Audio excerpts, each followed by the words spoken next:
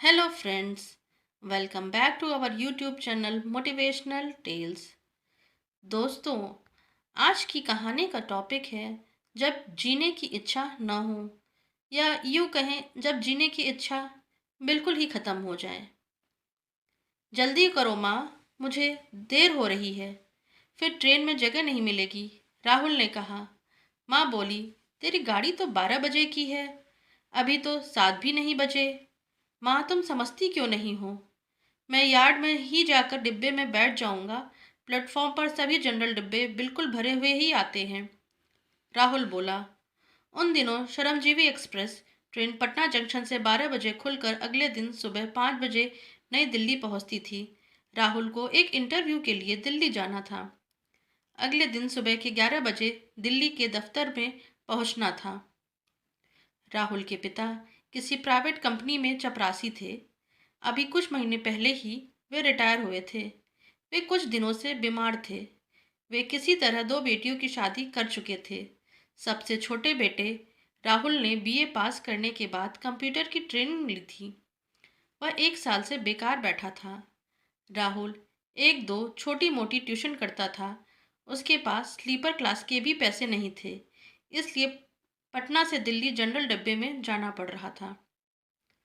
माँ ने कहा, बस हो गया, मैंने पराठा और भुजिया एक पैकेट में पैक कर दिया है, तुम याद से अपने बैग में रख लेना। पिता ने भी बिस्तर पर पड़े पड़े कहा, जाओ बेटे, अपने सामान का ख्याल रखना। राहुल माता पिता को प्रणाम कर स्टेशन के लिए निकल पड़ा। यार्ड में जाकर एक डिब्बे में खिड़की के पास वाली सिंगल सीट पर कब्जा जमाकर उसने चैन की सांस ली। ट्रेन प्लेटफॉर्म पर पहुंची तो चढ़ने वालों की बेहताशा भीड़ थी। राहुल जिस खिड़की वाली सीट पर बैठा था वह इमरजेंसी खिड़की थी। एक लड़की डब्बे में घुसने की नाकाम कोशिश कर रही थी। उस लड़की ने राहुल के पास आकर कहा, आप इमरजेंसी खिड़की खोलें तो मैं भी डिब्बे में आ सकती हूँ। मेरा इस ट्रेन से दिल्ली जाना बहुत ज़रूरी है। राहुल ने उसे सहारा देकर खिड़की से अंदर डिब्बे में खींच लिया। लड़की पसीने से तरबतर थी। दुपट्टे से मुंह का पसीना पोंछते हुए उसने राहुल को थैंक्स कहा। थोड़ी देर में गाड़ी खुली तो राहुल ने अपनी सीट पर जगह बनाकर लड़की को बैठने को कहा। पहले तो वह झिझक रही थी, पर बाद में और लोगों ने भी बैठने को कहा तो वह चुपचाप बैठ गई। तकरीबन 2 घंटे बाद ट्रेन बक्सर पहुंची। यह बिहार का आखिरी स्टेशन था।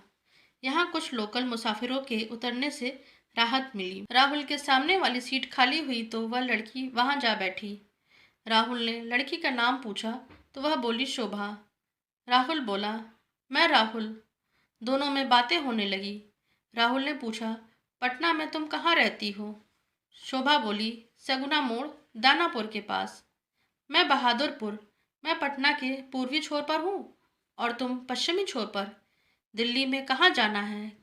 कल मेरा एक इंटरव्यू है। वाह, मेरा भी कल एक इंटरव्यू है। बुरा ना मानो तो क्या मैं जान सकता हूँ कि किस कंपनी में इंटरव्यू है? शोभा बोली, ब्लू एंड ब्लैक एसोसिएट्स में। राहुल तकरीबन अपनी सीट से उछलकर बोला, वाह, क्या सुहाना सफ़र है। आगाज से अंजाम तक हम साथ रहेंगे। क्या आप भी वहीं जा रहे हैं? राहुल ने रजामंदी में सिर हिलाया और मुस्कुरा दिया। रात भर दोनों अपनी अपनी सीट पर बैठे बैठे सोते जागते रहे थे। ट्रेन तकरीबन 1 घंटा लेट हो गई थी। इसके बावजूद काफ़ी देर से गाज़ियाबाद स्टेशन पर खड़ी थी। सुबह के 7 बज चुके थे। राहुल नीचे उतरकर लेट होने की वजह पता लगाने गया। वापस आने पर अपनी सीट पर बैठते हुए राहुल बोला, गाज़ियाबाद और दिल्ली के बीच में एक गाड़ी पटरी से उतर गई है। आगे काफ़ी ट्रेनें फंसी हैं। ट्रेन के दिल्ली पहुंचने में काफ़ी समय लग सकता है। शोभा यह सुनकर घबरा गई। राहुल ने उसे शांत कराते हुए कहा, डोंट वरी, हम दोनों यहीं उतर जाते हैं। यहीं फ्रेश होकर कुछ चाय नाश्ता कर लेते हैं। फिर यहाँ से ऑटो रिक्शा लेकर सीधे कैनॉट प्लेस 1 घंटे के अंदर पहुँच जाएंगे। दोनों ने गाज़ियाबाद स्टेशन पर ही चाय नाश्ता किया। फिर ऑटो रिक्शा से दोनों कंपनी पहुँचे। दोनों ने अलग अलग इंटरव्यू दिया। इसके बाद कंपनी के मालिक सोहन लाल ने दोनों को एक साथ बुलाया। सोहन लाल ने दोनों से कहा, देखो, मैं भी बिहार का ही हूँ। दोनों की क्वालिफिकेशन एक ही है। इंटरव्यू में दोनों की परफॉर्मेंस बराबर रही है, पर मेरे पास तो एक ही जगह है। अब तुम लोग बाहर जाकर तय करो कि किसे नौकरी की ज़्यादा ज़रूरत है। मुझे बता देना, मैं ऑफ़र लेटर इशू कर दूंगा। राहुल और शोभा दोनों ने बाहर आकर बात की, अपनी अपनी पारिवारिक और माली हालत बताई। शोभा की माँ विधवा थी, उसकी एक छोटी बहन भी थी। वह पटना के कंप्यूटर इंस्टीट्यूट में पार्ट टाइम नौकरी करती थी, पर उसे बहुत कम पैसे मिलते थे। परिवार को उसी को देखना होता था। राहुल ने शोभा के पक्ष में सहमति जताई। शोभा को वह नौकरी मिल गई। मालिक सोहनलाल राहुल से बहुत खुश हुआ और बोला, नौकरी तो तुम भी डिजर्व करते थे। मैं तुमसे बहुत खुश हूँ। वैसे तो किराया देने का कोई करार नहीं था, फिर भी मैंने अकाउंटेंट को कह दिया है कि तुम्हें थर्ड एसी का अप डाउन रेल किराया मिल जाएगा। जाओ, जाकर पैसे ले लो। राहुल ने पैसे लिए। शोभा उसे धन्यवाद देते हुए बोली, यह दिन मैं कभी नहीं भूलूंगी। मिस्टर सोहनलाल ने मुझे बताया कि तुमने मेरे खातिर बड़ा त्याग किया है। दोनों ने एक दूसरे का फ़ोन नंबर लिया और संपर्क में रहने को कहा। राहुल जनरल डब्बे में बैठकर पटना लौट गया। उसने किराया का काफ़ी पैसा बचा लिया था। माता पिता को जब पता चला कि उसे नौकरी नहीं मिली तो वह दोनों उदास हो गए। कुछ ही दिनों में राहुल के पिता चल बसे।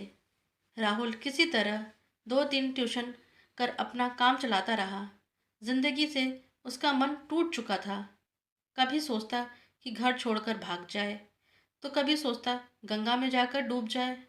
फिर अचानक बूढ़ी माँ की याद आती तो आंखों में आंसू भर आते। एक दिन राहुल बाजार से कुछ सामान खरीदने गया। एक 16-17 साल का लड़का अपने कंधे पर एक बैग लटकाए कुछ बेच रहा था। उसके एक पैर में पोलियो का असर था।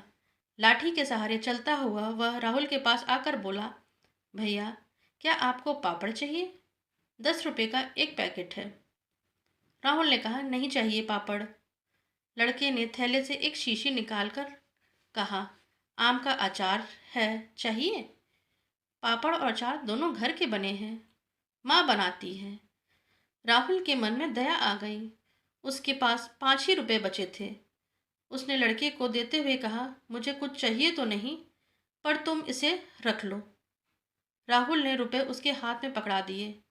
दूसरे ही पल वो लड़का गुस्से से बोला, मैं विकलांग हूँ, पर भिखारी नहीं। मैं मेहनत करके खाता हूँ। जिस दिन कुछ नहीं कमा पाता, माँ बेटे पानी पीकर सो जाते हैं। इतना बोलकर उस लड़के ने रुपए राहुल को लौटा दिए, पर वह राहुल की आंखों में उम्मीद की किरण जगा गया। वह सोचने लगा, जब ये लड़का जिंदगी से हार नहीं मान सकता तो मैं क्यों मानूं? राहुल के पास दिल्ली में मिले कुछ रुपए बचे हुए थे। वह कोलकाता गया। वहाँ के मंगला मार्केट से थोक में कुछ जुराबे, रुमाल और गमछे खरीद लाया। ट्यूशन के बाद बचे समय में न्यू मार्केट और महावीर मंदिर के पास फुटपाथ पर उन्हें बेचने लगा। इस इलाके में सुबह से लेकर देर रात तक काफ़ी भीड़ रहती है। राहुल की अच्छी बिक्री हो जाती थी। शुरू में राहुल को कुछ झिझक होती थी, पर बाद में उसका इसमें मन लग गया। इस तरह उसने देखा कि एक हफ्ते में तकरीबन 700-800 रुपये तो कभी 1000 रुपये की बचत होती थी। इस बीच बहुत दिनों बाद उसे शोभा का फ़ोन आया। उसने कहा, अगले हफ्ते मेरी शादी होने वाली है। कार्ड पोस्ट कर दिया है, तुम ज़रूर आना और माँ को भी साथ लाना। राहुल माँ के साथ शोभा की शादी में सुगना मोड़ उसके घर गया। शोभा ने अपनी माँ, बहन और पति से उन्हें मिलवाया और कहा, मैं जिंदगी भर राहुल की कर्जदार रहूंगी। मुझे नौकरी राहुल की वजह से ही मिली थी। शादी के बाद शोभा दिल्ली चली गई। राहुल की दिनचर्या पहले जैसी हो गई। एक दिन शोभा का फ़ोन आया। उसने कहा, मेरे पति गुड़गांव की एक गारमेंट फैक्ट्री में डिस्पैच सेक्शन में हैं। फैक्ट्री में मामूली डिफेक्टिव कपड़े सस्ते दामों में मिल जाते हैं। तुम चाहो तो इन्हें बेचकर अच्छा खासा मुनाफा कमा सकते हो। राहुल बोला, नेकी और पूछ पूछ, मैं गुड़गांव आ रहा हूँ। इधर राहुल उस पापड़ वाले लड़के का स्थायी ग्राहक हो गया था। उसका नाम भोलू था। हर हफ्ते एक पैकेट पापड़ और अचार की शीशी उससे लिया करता था। अब राहुल महीने 2 महीने में एक बार दिल्ली जाकर कपड़े लाता और उन्हें अच्छे दाम पर बेचता। धीरे धीरे राहुल का कारोबार बढ़ता गया। उसने कंकड़ बाग में एक छोटी सी दुकान किराए पर ले ली थी। बीच बीच में कोलकाता से भी थोक में कपड़े लाया करता था। कारोबार बढ़ने पर उसने एक बड़ी दुकान ले ली। राहुल की शादी थी। उसने शोभा को भी बुलाया। वह भी पति के साथ आई। राहुल ने उस पापड़ वाले लड़के को भी अपनी शादी में बुलाया था।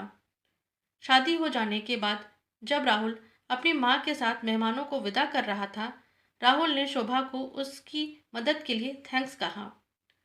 शोभा ने कहा, अरे यार, नो मोर थैंक्स, हिसाब बराबर, हम दोस्त हैं। फिर राहुल ने भोलू को बुलाकर सबसे परिचय कराते हुए कहा, आज मैं जो कुछ भी हूँ इस लड़के की वजह से हूँ। मैं तो जिंदगी से निराश हो चुका था। मेरे अंदर जीने की इच्छा को इस स्वाभिमानी मेहनती भोलू ने जगाया। तब राहुल भोलू से बोला, मुझे अपनी दुकान में एक सेल्समैन की ज़रूरत है। क्या तुम मेरी मदद करोगे? भोलू ने हामी भरकर सिर झुकाकर राहुल को नमस्कार किया। राहुल बोला, अब तुम्हें घूम घूम कर सामान बेचने की ज़रूरत नहीं है। मैंने यहाँ के विधायक को अर्जी दी है तुम्हें अपने फंड से एक तिपहिया रिक्शा देने की। तुम उसे आसानी से चला सकते हो और आ जा सकते हो।